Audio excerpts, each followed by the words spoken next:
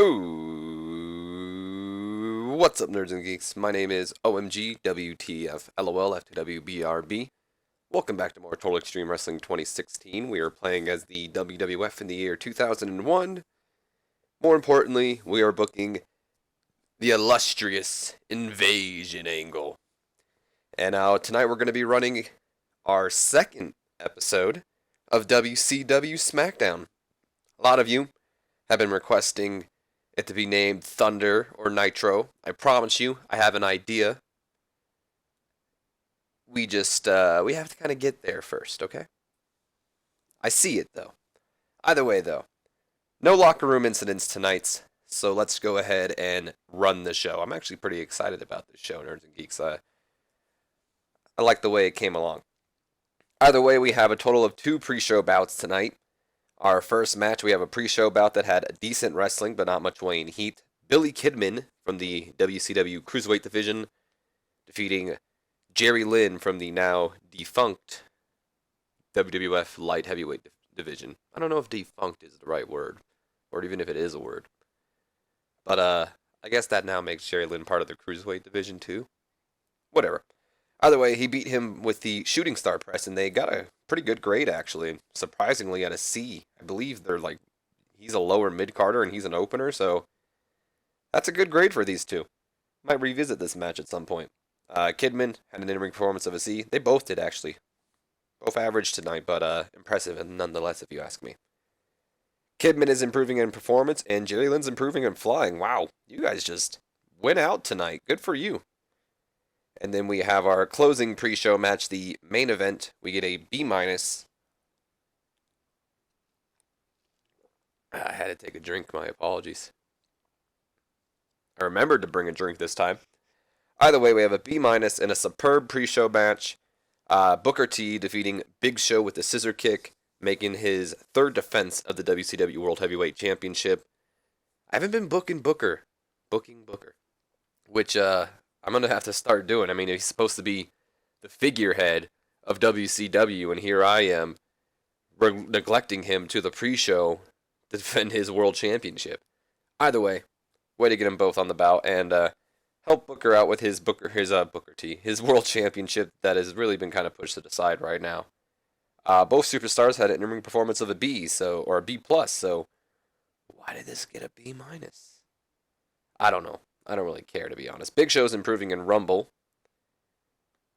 And I guess if we're really curious, we can check odd face heel. Well, it's because they're both heels, technically. Alright, whatever. Anyway, we move to the opening segment. Holy hell. Opening segment of Thursday Night Smackdown. And we get an A star to start off the night. That's that's a pretty good way to start off the show, nerds and geeks, if I do say so myself. Either way, SmackDown opens up with The Rock's music going off as he makes his way towards the ring, while the announcers recap what happened on Monday Night Raw, where Diamond Dallas Page slid in the ring, catching Rock out of nowhere with the Diamond Cutter, and then how him and Ron Simmons beat Rock and Bradshaw in a tag team match on Monday Night Raw.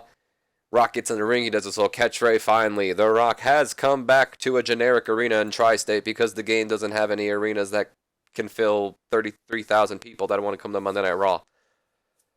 That's a mouthful. And then he just gets to his point. He says, The Rock is happy to see that despite WCW is occupying his home, that the people are still here to fight.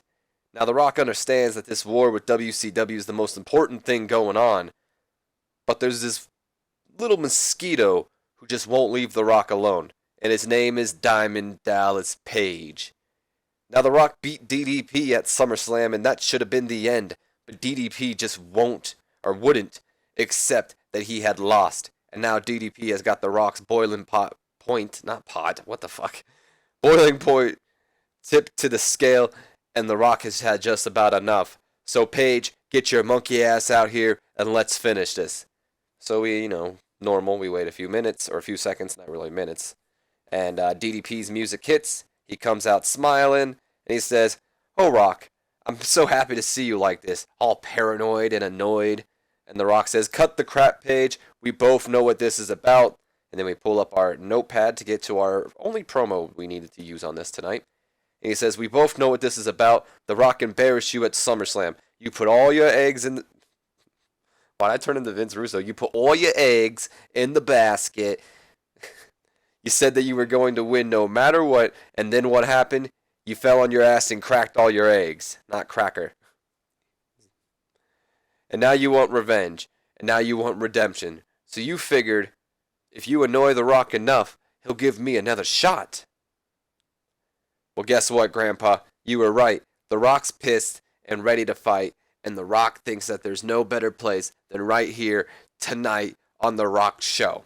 And then DDP says, you want to fight? You want to fight? Fine. You're on. But Rock, these aren't your people. These are my people. This is my home state. So I guess we're in New Jersey. We are in the tri-state, which is practically New Jersey, so that makes sense. I think DDP's from Jersey. No, he's from Georgia, isn't he?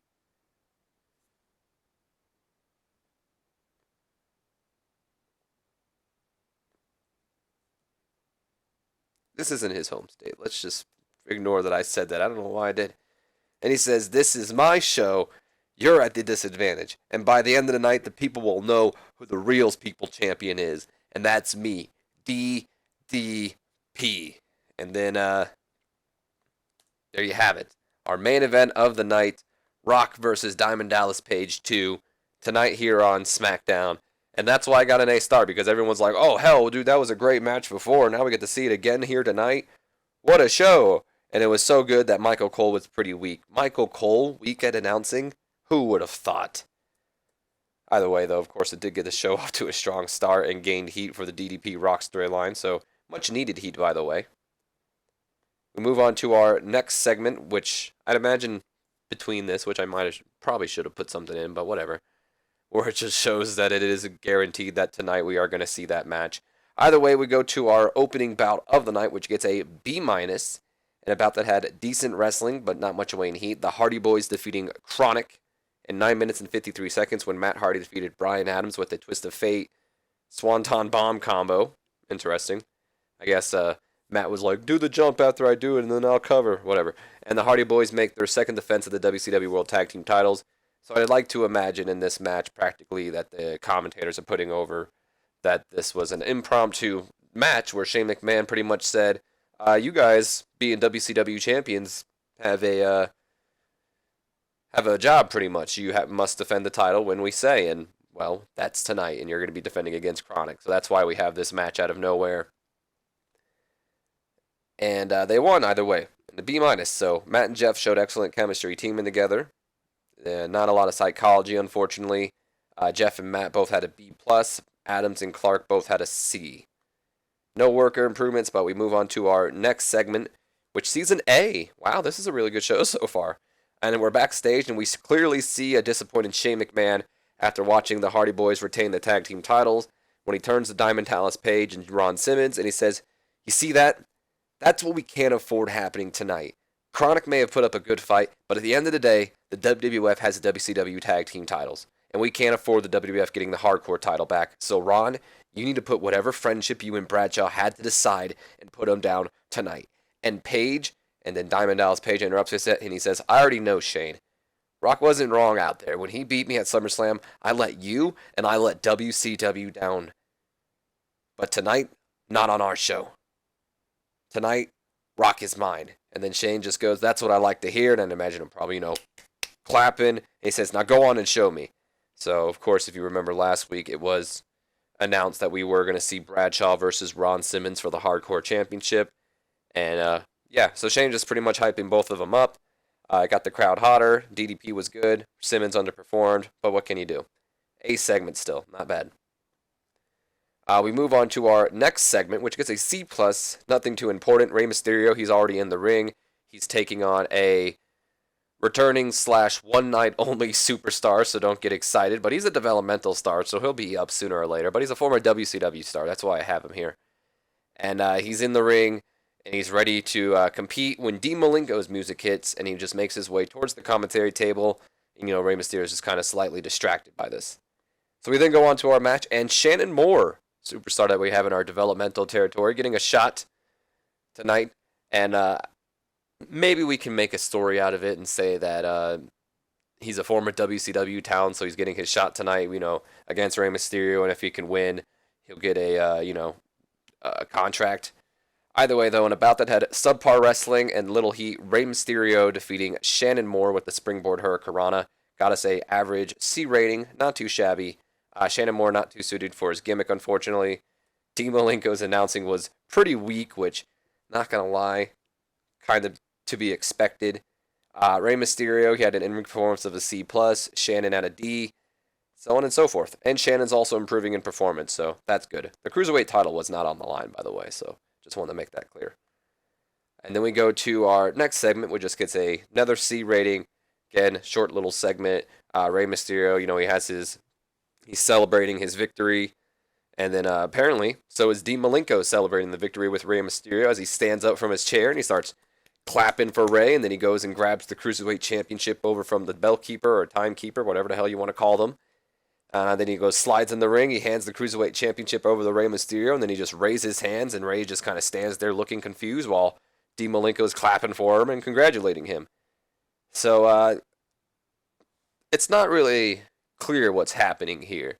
Rey's not sure if Dean's, being a legit friend. Like, yeah, good job, dude.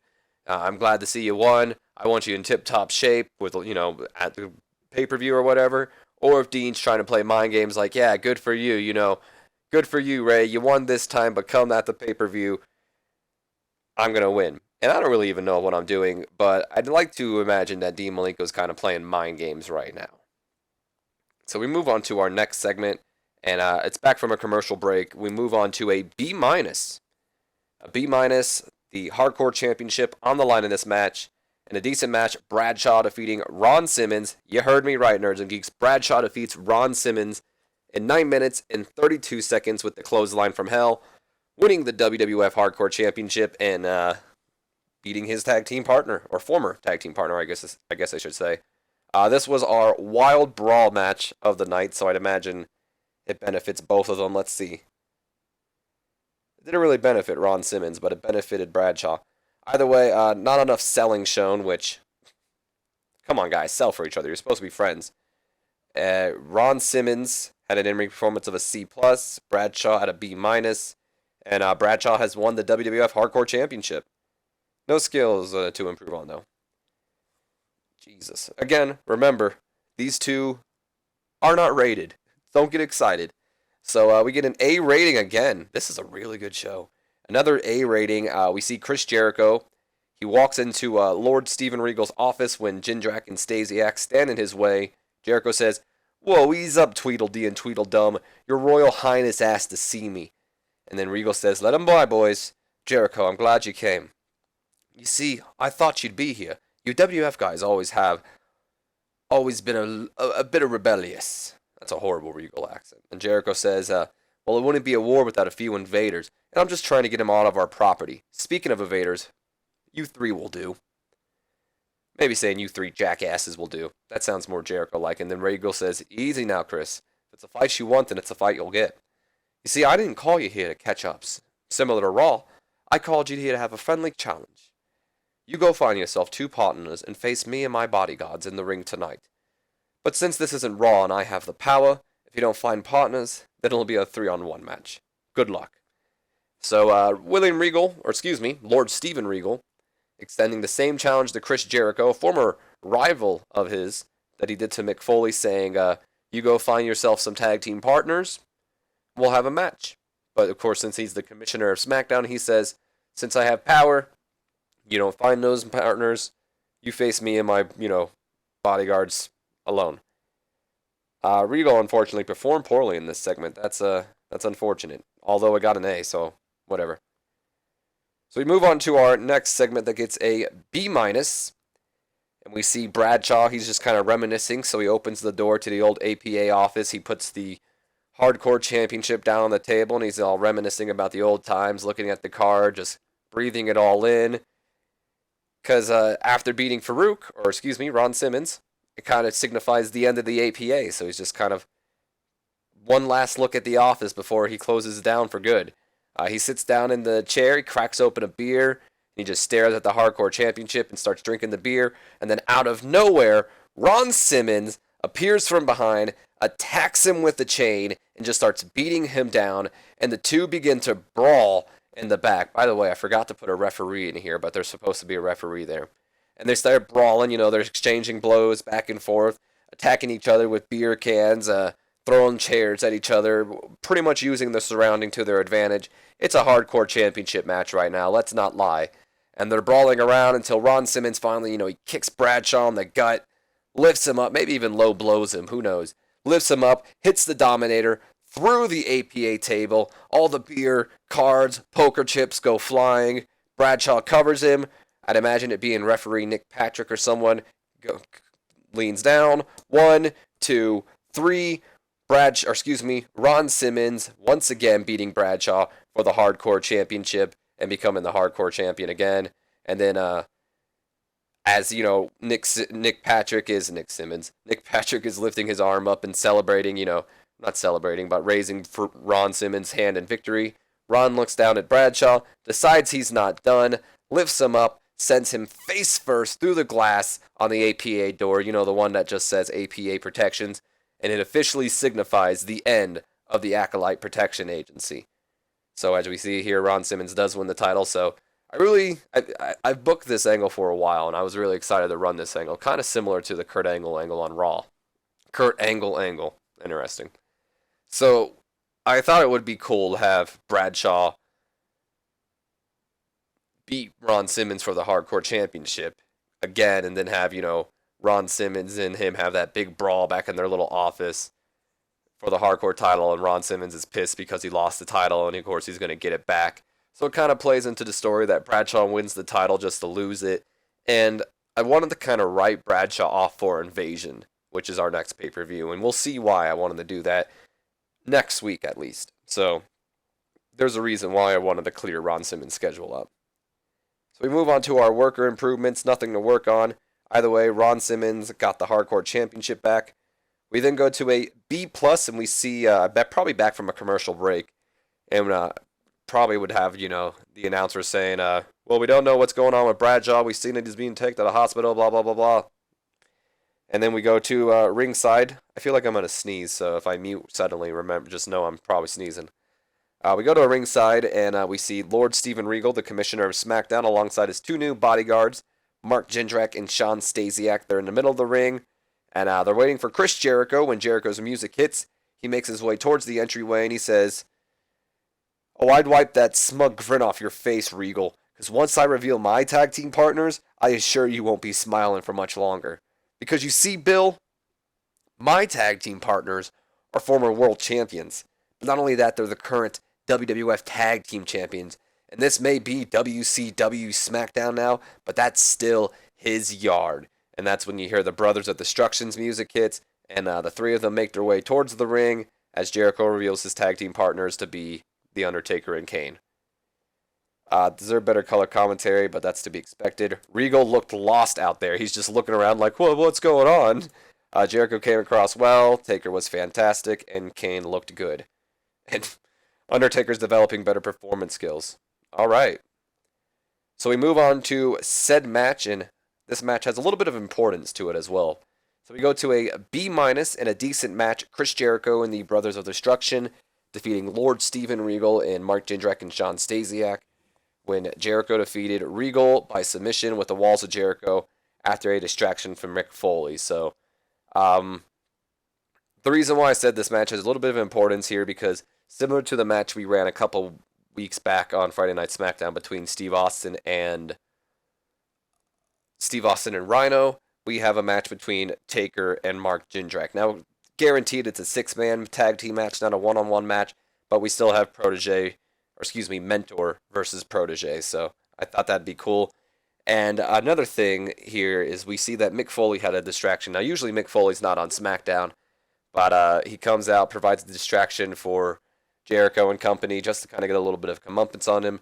Imagine pretty much Regal maybe going for the brass knuckles, and then Mick Foley coming down and, screaming, hey, hey, hey, and then the referee, Regal turns around and is wondering what the hell are you doing here or something, and referee's probably down at this point or some shit, and then that's when Foley probably gets him with the mandible claw, Mr. Sacco, and maybe Jindrak and Stasiak pull him off or some shit, take him down, and then Kane and Taker come to his rescue, and then Regal finally Jericho locks in the walls of Jericho, and Regal taps out, and then we have the victory. So something pretty much like that. Either way, we get the B-. Mark Jindrak was really off his game, unfortunately. Shawn Stasiak getting better at his gimmick, so that's a plus. Of course, deserving better announcing. Undertaker came out of the match looking good. Kane had an in-ring performance of an A. Taker at an A star. Jericho at a B+. Stasiak and Jindrak at a D+. And Regal at a B-. Everything going well here. No worker improvements, though. So we move on to our next segment, which gets another A. A lot of A's tonight, jeez. So another A. Nature Boy, Ric Flair, the Canadian Crippler, Chris Benoit. I like that, by the way, Canadian Crippler. They make their way down to the ring. They're dressed to impress, have their nice suits on and stuff. And once in the ring, Ric Flair takes the mic and he says, "Kurt Angle, you think you're clever, don't you? Despite not having a home in either the WWF or WCW, you still go on to show everyone that you truly are what I've always said you are, a cockroach. The champ and I have had enough, and so since you're a cockroach, I know you're here. So Kurt, come out, because Chris and I have an opportunity that you can't refuse." So Kurt Angle, his music hits, he makes his way out to the entryway, and he says, "Rick, despite you meaning it as an insult, cockroaches are survivors. You can't kill them off so easily, so I take great pride in being called that." And then just Rick responds, "You would, but nonetheless, how would you like a shot at the champ? How would you like to face the man you screwed over on Raw?" And then Angle says, "Are you serious? Because I've wanted nothing more than to shut you both." And that's when Lance Storm comes and attacks him from behind. Hits him with the Canadian Championship. And Rick goes, "Oh, you thought I meant Benoit? No, I meant the champ, the Canadian champ, Lance Storm, the man you screwed over on Monday Night Raw." And that leads to our impromptu match between Lance Storm and Kurt Angle, which will come up next.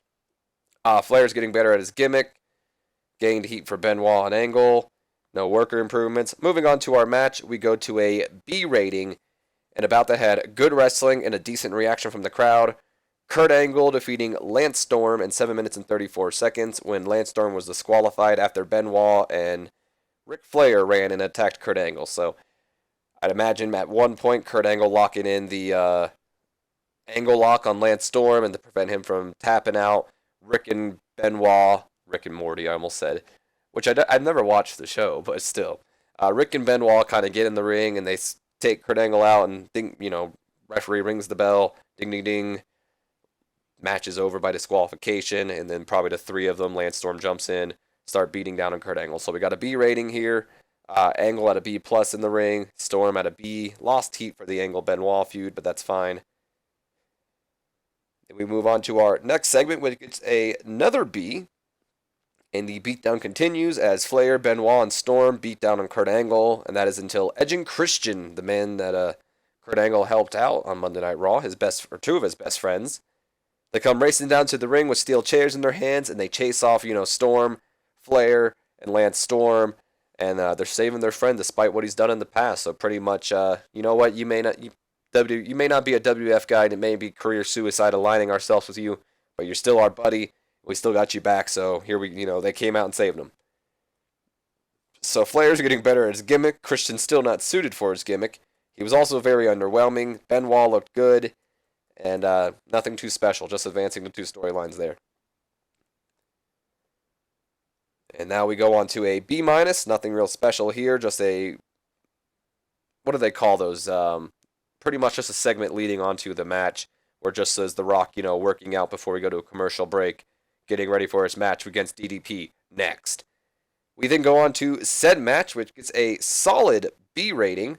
In an exceptional match, Diamond Dallas Page, nerds and geeks, you heard me correct, defeats The Rock in 16 minutes and 24 seconds with a diamond cutter.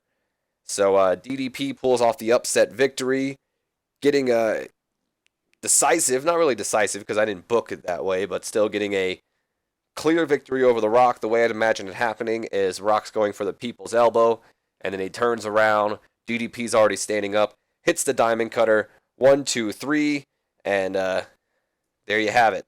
DDP gets the victory.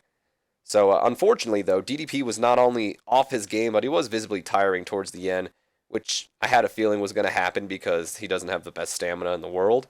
But still, whatever. But by the way, I think the Kurt Angle Lance Storm match was a storytelling match, and this I made to be a steal the show match, so that's why I got the crowd buzzing. So Rock and DDP, of course, still have pretty good chemistry. Got the crowd buzzing. Rock had an A star, DDP had a B, and it advances the storyline. Rock is improving and flying. What do you go and do with a crossbody from his old days? Either way, DDP getting the victory over Rock, putting them both at an even 1-1. B+ rating, increasing our popularity in 16 regions. Pretty good show. An A rating would have been nice, but I think, like I said before, it has to be like, what am I trying to say? Has to be like a 20-minute match in order for it to be an A rating. Either way, got fantastic reviews. And all in all, good show. Look at that glamour boy Shane. Before we end this off, though, we got a couple of things here. Drug tests. Booker T. Rey Mysterio is going to be a star, in my opinion. The kid is worth pushing hard. Okay. Jericho, Rey Mysterio is going to be a star, in my opinion. The kid is worth pushing hard. Look at that. Ric Flair. Jerry Lynn doesn't connect with the fans. You should probably write him off. Ric Flair's always got to be the negative one. What do we have here? Oh, no. See, this is scary because, I mean, I don't want to get dark here, but Chris Benoit died because of steroids, and here I am like, yeah, we'll find you. Oh, he's unhappy. And his personality got worse. That's not good. Eddie Guerrero's also unhappy. Dean Malenko's unhappy. Everybody's unhappy because we fined Benoit for breaking the rules. I know it said they were unhappy with our decision, but they're still pretty happy. They're like, yeah, that sucks, but life's good. Whatever. I'm not complaining. Either way, Nerds and Geeks, that's going to be the end of this episode. I guess we can check storylines. See, this is why we got to start focusing. This storyline's losing heat. But we'll start focusing on it here pretty soon. But you know you're in bad news when Rey Mysterio and Dean Malenko was pretty close to you. But either way, like I was saying, hope you guys have enjoyed. If you have, do me a favor, leave me a comment, like, and subscribe if you have not already. And as always, my name's been OMG, WTF, LOL, FTW, BRB. And I will see you guys for Sunday Night Heat. So until then, have a wonderful day.